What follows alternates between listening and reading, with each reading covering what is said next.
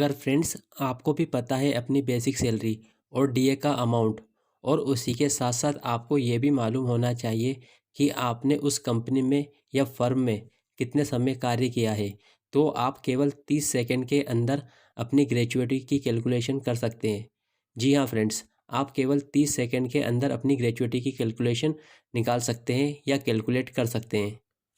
आपको करना ये होगा कि सबसे पहले आपको अपना last basic salary plus DA का अमाउंट, और अगर आपको सेल्स कमीशन भी मिलता है तो उसको जोड़ दीजिए, और उसके बाद आपको मल्टीप्लाई करना है आपके द्वारा किए गए सर्विस पीरियड से, और फिर आपको 15 से मल्टीप्लाई करना है।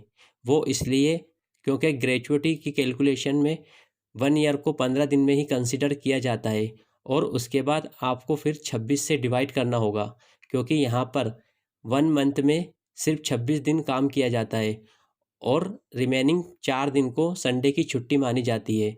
इसलिए यहाँ पर हम 26 से डिवाइड करेंगे तो आपके सामने ग्रेजुएटी का अमाउंट निकल कर आ जाएगा।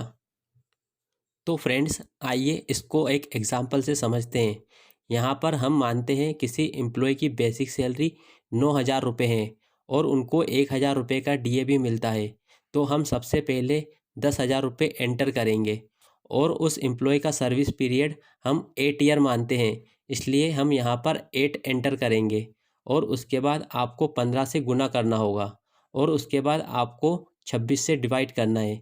तो आपके सामने 46,153 रुपये निकल कर आ जाएंगे। तो फ्रेंड्स इस तरह से आप बड़े ही आसानी से ग्रेजुएटी की कैलकुलेशन कर सकते हैं। तो फ्रेंड्स यदि आप सिर्फ ग्रेजुएटी की कैलकुलेशन जानने के लिए इस वीडियो पर आए थे तो आप इस वीडियो को यहाँ से स्किप भी कर सकते हैं। बट फ्रेंड्स इसके सभी रूल्स जानना भी आपके लिए बहुत ही ज़रूरी है, जैसे कि ग्रेजुएटी का अमाउंट किन किन एम्प्लॉय को मिलता है, इसके क्या रूल्स है, ग्रेजुएटी का अमाउंट टैक्स फ्री होता है या नहीं, ग्रेजुएटी के लिए मिनिमम कितने समय कार्य करना ज़रूरी है, ग्रेजुएटी कब मिलती है, रिज़ाइन करने पर या रिटायरमेंट पर, या कंपनी के द्वारा निकाले जाने पर, अगर कर्मचारी की डेथ हो जाए तो उसके नॉमिनी को ग्रेजुएटी का अमाउंट मिलेगा या नहीं। तो फ्रेंड्स ये सारे रूल्स जानने के लिए आप वीडियो के अंत तक बने रहें ताकि कोई भी इम्पोर्टेंट इन्फॉर्मेशन छूटे ना। और हाँ फ्रेंड्स, वीडियो में आगे बढ़ने से पहले अगर आप हमारे चैनल पर पहली बार आए हैं तो प्लीज़ हमारे चैनल को अभी सब्सक्राइब कर लीजिए, जिससे आपको आगे भी ऐसे ही इन्फॉर्मेशनल वीडियोस मिलते रहेंगे और आपके भाई का मोटिवेशन भी बढ़ता रहेगा। तो चलिए फ्रेंड्स, बिना टाइम वेस्ट करते हुए बढ़ते हैं अपने टॉपिक की ओर। ग्रेजुएटी क्या है? आज से कई साल पहले जब कोई एम्प्लॉई एक ही कंपनी में कई साल काम करने के बाद में उस कंपनी से रिटायर होकर, या जब वो उस कंपनी को छोड़ के जाता था, तो उस कंपनी के मालिक या ओनर उस एम्प्लॉय पर खुश होकर उसको ग्रेजुएटी के रूप में कुछ अमाउंट पे करते थे, और वो अमाउंट फिक्स नहीं होता था। तो इसके लिए एम्प्लॉय और एम्प्लॉयर के बीच में हमेशा तू में होती रहती थी। तो इसके लिए गवर्नमेंट ऑफ इंडिया ने सन 1972 में ग्रेजुएटी एक्ट को पास किया, जिसमें कुछ नियम और कुछ फॉर्मूलाज बनाए गए, जिससे एम्प्लॉय को ग्रेजुएटी के रूप में एक फ़िक्स अमाउंट मिल सके। तो अब बढ़ते हैं अगले क्वेश्चन की ओर। ग्रेजुएटी का अमाउंट कब मिलता है और उसके लिए कम से कम कितने साल काम करना ज़रूरी है? ग्रेजुएटी का अमाउंट हर उस एम्प्लॉय को मिलता है जिस कंपनी में या फर्म में 10 या 10 से अधिक एम्प्लॉय काम करते हो, और उस एम्प्लॉय की सर्विस एक ही कंपनी में या फर्म में 5 साल या 5 साल से अधिक काम किया हो।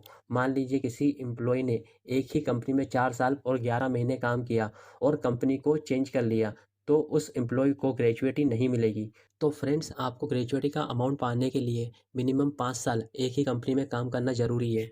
तो फ्रेंड्स अब बढ़ते हैं अगले क्वेश्चन की ओर कि ग्रेजुएटी की कैलकुलेशन कैसे की जाती है। तो इसके लिए एक फ़ॉर्मूला है जिसकी लिंक मैं आपको डिस्क्रिप्शन में भी प्रोवाइड कर दूंगा। तो अब बढ़ते हैं इसकी कैलकुलेशन के ऊपर। तो आप यहाँ पर वो अमाउंट एंटर करेंगे जो कि आपकी लास्ट सैलरी का बेसिक प्लस डीए का अमाउंट जोड़कर आ रहा हो, और यहाँ पर आपको 15 से मल्टीप्लाई करना है। तो उसके लिए आप यहाँ पर 15 एंटर करेंगे, क्योंकि ग्रेजुएटी की कैलकुलेशन के लिए एक साल में केवल 15 दिन ही काउंट किए जाते हैं, और यहाँ पर आपको 26 से डिवाइड करना है। तो यहाँ पर आप 26 एंटर करेंगे। 26 इसलिए एंटर करना है क्योंकि इस कैलकुलेशन में एक महीने में 26 दिन ही काम किया जाता है, और रिमेनिंग 4 डेज़ को संडे की छुट्टी माना गया है। और यहाँ पर आपको नंबर ऑफ़ ईयर्स का मल्टीप्लाई करना है, जितने साल आपने काम किया है। तो यहाँ पर आपके सामने टोटल ग्रेजुएटी का अमाउंट निकल कर आ जाएगा कि आपको कितना अमाउंट मिलने वाला है। तो फ्रेंड्स, आप कैलकुलेटर की मदद से भी ग्रेजुएटी की कैलकुलेशन कर सकते हैं, जैसा कि आपको इस इमेज में दिख रहा है। फ्रेंड्स, ग्रेजुएटी की कैलकुलेशन करते वक्त आपको इस बात का भी ध्यान रखना है कि यदि कोई एम्प्लॉई कुछ साल और कुछ महीने काम करता है तो उसकी कैलकुलेशन राउंड ऑफ में की जाती है। तो चलिए सीखते हैं। मान लीजिए कोई एक एम्प्लॉई है जिसने किसी एक ही कंपनी में 5 साल और 5 महीने काम किया, तो इस केस में उस एम्प्लॉय को केवल 5 साल की ही ग्रेजुएटी मिलेगी। और यहीं पर हम दूसरा केस लेते हैं जिसमें कोई एक एम्प्लॉई किसी कंपनी में 5 साल और 7 महीने काम करता है, तो उसको पूरे 6 साल की ग्रेजुएटी मिलेगी, क्योंकि इस ग्रेजुएटी एक्ट के अंतर्गत 6 महीने से कम को पूरे साल में कंसीडर नहीं किया जाता है और 6 महीने से ऊपर किए गए काम को पूरे साल में कंसीडर किया जाता है। तो फ्रेंड्स, आप इस बात का ध्यान रखें। दोस्तों, अगले क्वेश्चन की ओर बढ़ने से पहले प्लीज़ आप लोग वीडियो को लाइक कर दीजिए और इस वीडियो को शेयर कर दीजिए, जिससे आप अदर लोगों की भी हेल्प कर पाएंगे, क्योंकि हो सकता है कि अभी भी कई लोगों को ग्रेजुएटी के बारे में पता ना हो। तो चलिए अब पढ़ते हैं अपने अगले क्वेश्चन की ओर कि ग्रेजुएटी का अमाउंट सरकारी और प्राइवेट सेक्टर में काम करने वाले एम्प्लॉय में से किन किन को मिलता है। तो मैं आपको बता दूं कि दोनों ही सेक्टर में काम करने वाले कर्मचारियों को ग्रेजुएटी का अमाउंट दिया जाता है। तो अब पढ़ते हैं अगले क्वेश्चन की ओर कि कर्मचारी की मृत्यु होने की स्थिति में ग्रेजुएटी की कैलकुलेशन कैसे की जाती है।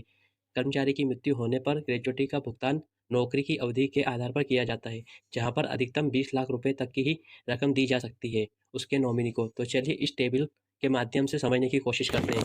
1 साल से कम नौकरी करने पर बेसिक सैलरी का दुगना, 1 साल से ज़्यादा लेकिन 5 साल से कम होने पर बेसिक सैलरी का 6 गुना, 5 साल से ज़्यादा लेकिन 11 साल से कम होने पर बेसिक सैलरी का 12 गुना, 11 साल से ज़्यादा लेकिन 20 साल से कम होने पर बेसिक सैलरी का 20 गुना अमाउंट ग्रेजुएटी के रूप में दिया जाता है। तो फ्रेंड्स, अब बढ़ते हैं अगले क्वेश्चन की ओर कि ग्रेजुएटी का अमाउंट कितने दिनों में मिल जाता है। ग्रेजुएटी का अमाउंट कर्मचारी नौकरी छोड़ने के बाद या रिटायर होने के बाद ग्रेजुएटी का अमाउंट निकालने के लिए आवेदन कर सकता है।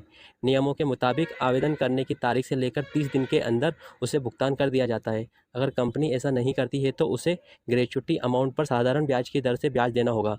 अगर कंपनी ऐसा नहीं करती है तो उसे ग्रेजुएटी पेमेंट एक्ट 1972 के तहत दोषी माना जाएगा, जिसमें उसे 6 महीने से लेकर 2 साल तक की सज़ा हो सकती है। तो फ्रेंड्स, अब पढ़ते हैं अगले क्वेश्चन की ओर कि ग्रेजुएटी का अमाउंट टैक्स फ्री होता है या नहीं। तो फ्रेंड्स, यहाँ पर मैं आपको बता दूं कि ग्रेजुएटी का अमाउंट बिल्कुल टैक्स फ्री होता है, बट इसकी भी कुछ शर्तें होती हैं, जैसे कि ग्रेजुएटी की कैलकुलेशन फॉर्मूले के हिसाब से होना चाहिए। अगर फॉर्मूले के हिसाब से ज़्यादा ग्रेजुएटी दी जाएगी तो एक्स्ट्रा अमाउंट पर टैक्स लगेगा। और हमारे वीडियो की शुरू में हमने ग्रेजुएटी का फॉर्मूला बताया है, और उसी के साथ साथ ग्रेजुएटी का अमाउंट अगर 20 लाख से ऊपर होता है तो उस एक्स्ट्रा अमाउंट पर भी टैक्स लगेगा। तो फ्रेंड्स, अब बढ़ते हैं अगले क्वेश्चन की ओर कि ग्रेजुएटी कब मिलती है। रिज़ाइन करने पर, रिटायरमेंट पर या कंपनी के द्वारा निकाले जाने पर। तो फ्रेंड्स, यहाँ पर मैं आपको बता दूं कि ग्रेजुएटी का अमाउंट नौकरी को छोड़ने के बाद ही मिलता है। नौकरी करते हुए कभी भी आपको ग्रेजुएटी नहीं मिल सकती।